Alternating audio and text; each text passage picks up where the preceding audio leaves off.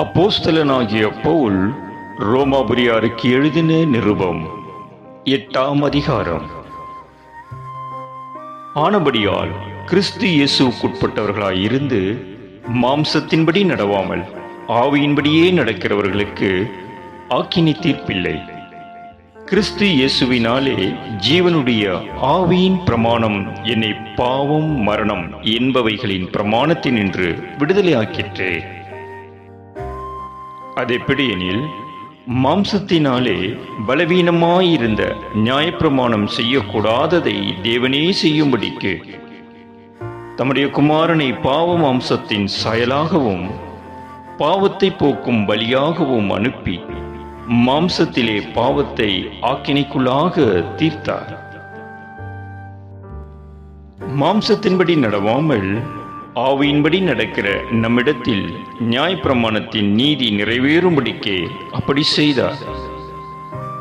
அன்றியும் மாம்சத்தின்படி நடக்கிறவர்கள் மாம்சத்துக்கு உரியவைகளை சிந்திக்கிறார்கள், ஆவியின்படி நடக்கிறவர்கள் ஆவிக்குரியவைகளை சிந்திக்கிறார்கள். மாம்ச சிந்தை மரணம், ஆவியின் சிந்தையோ ஜீவனும் சமாதானமுமாம். எப்படி என்றால், மாம்ச சிந்தை தேவனுக்கு விரோதமான பகை. அது தேவனுடைய நியாய பிரமாணத்துக்கு கீழ்ப்படியாமலும் கீழ்ப்படியக்கூடாமலும் இருக்கிறது. மாம்சத்துக்கு உட்பட்டவர்கள் தேவனுக்கு பிரியமாயிருக்க மாட்டார்கள். தேவனுடைய ஆவி உங்களில் வாசமாயிருந்தால் நீங்கள் மாம்சத்துக்கு உட்பட்டவர்களாயிராமல் ஆவிக்கு உட்பட்டவர்களாய் இருப்பீர்கள்.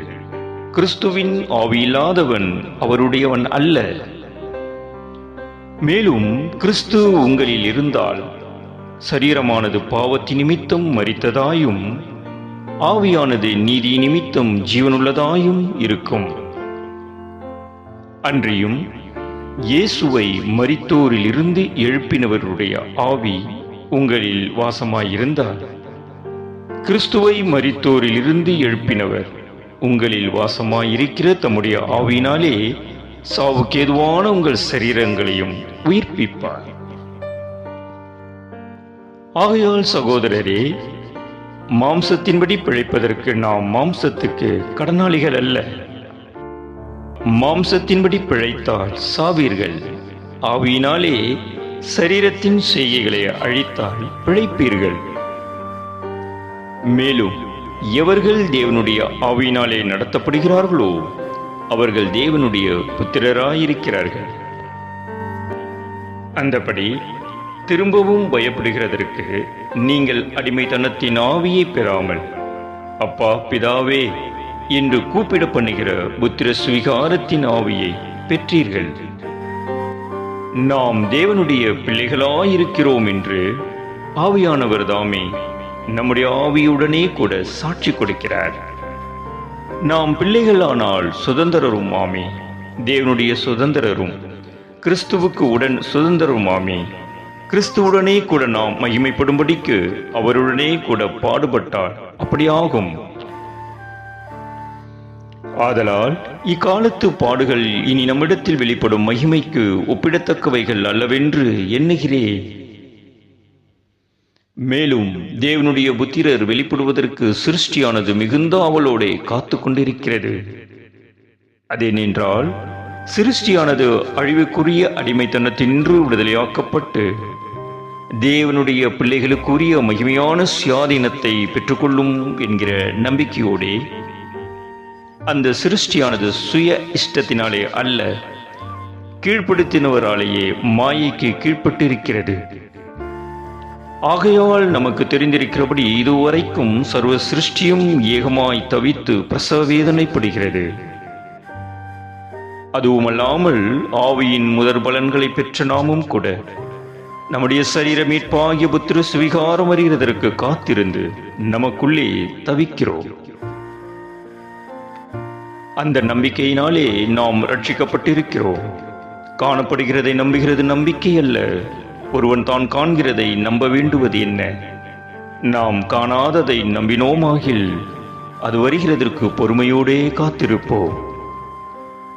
அந்தபடியே ஆவியானவரும் நமது பலவீனங்களில் நமக்கு உதவி செய்கிறார். நாம் ஏற்றபடி வேண்டிக் கொள்ள வேண்டியது இன்னதென்று அறியாமல் இருக்கிறபடியால் ஆவியானவர் தாமே வாக்கு கடங்காத பெருமூச்சலோடு நமக்காக வேண்டுதல் செய்கிறார். ஆவியானவர் தேவனுடைய சித்தத்தின்படியே பரிசுத்தவான்களுக்காக வேண்டுதல் செய்கிறபடியால் இருதயங்களை ஆராய்ந்து பார்க்கிறவர் ஆவியின் சிந்தை இன்னதென்று அறிவார். அன்றியும் அவருடைய தீர்மானத்தின்படி அழைக்கப்பட்டவர்களால் தேவனிடத்தில் அன்பு கூறுகிறவர்களுக்கு சகலமும் நன்மைக்கு ஏதுவாக நடக்கிறது என்று அறிந்திருக்கிறோம். தம்முடைய குமாரன் அநேக சகோதரருக்குள்ளே முதற் பேரானவராயிருக்கும் பொருட்டு தேவன் எவர்களை முன்னறிந்தாரோ அவர்களை தமது குமாரனுடைய சாயலுக்கு ஒப்பாயிருப்பதற்கு முன்குறித்திருக்கிறார். எவர்களை முன்குறித்தாரோ அவர்களை அழைத்தும் இருக்கிறார். எவர்களை அழைத்தாரோ அவர்களை நீதிமான்களாக்கியும் இருக்கிறார். எவர்களை நீதிமான்களாக்கினாரோ அவர்களை மகிமைப்படுத்தியும் இருக்கிறார். இவைகளை குறித்து நாம் என்ன சொல்லுவோம்? தேவன் நம்முடைய பட்சத்தில் இருந்தால் நமக்கு விரோதமாயிருப்பவன் யார்? தம்முடைய சொந்த குமாரன் என்றும் பாராமல் நம்ம எல்லாருக்காகவும் அவரை ஒப்புக் கொடுத்தவர் அவரோடே கூட மற்ற எல்லாவற்றையும் நமக்கு அருளாதிருப்பது எப்படி? தேவன் தெரிந்து கொண்டவர்கள் மேல் குற்றம் சாட்டுகிறவன் யார்? தேவனே அவர்களை நீதிமான்களாக்குகிறவர். ஆக்கினைக்குள்ளாக தீர்க்கிறவன் யார்? கிறிஸ்துவே மரித்தவர், அவரே எழுந்தும் இருக்கிறவர், அவரே தேவனுடைய வலது பாரிசத்திலும் இருக்கிறவர், நமக்காக வேண்டுதல் செய்கிறவரும் அவரே. உமது நிமித்தம் எந்நேரமும் கொல்லப்படுகிறோம், அடிக்கப்படும் மாடுகளைப் போல எண்ணப்படுகிறோம் என்று எழுதியிருக்கிறபடி நேரிட்டாலும் கிறிஸ்துவின் அன்பை விட்டு நம்மை பிரிப்பவன் யார்? உபத்திரவமோ, வியாகுலமோ, துன்பமோ, பசியோ, நிர்வாணமோ, நாசமோசமோ, பட்டயமோ, இவை எல்லாவற்றிலேயும் நாம் நம்மில் அன்பு கூறுகிறவராலே முற்றும் ஜெயம் கொள்ளுகிறவர்களாய் இருக்கிறோமே.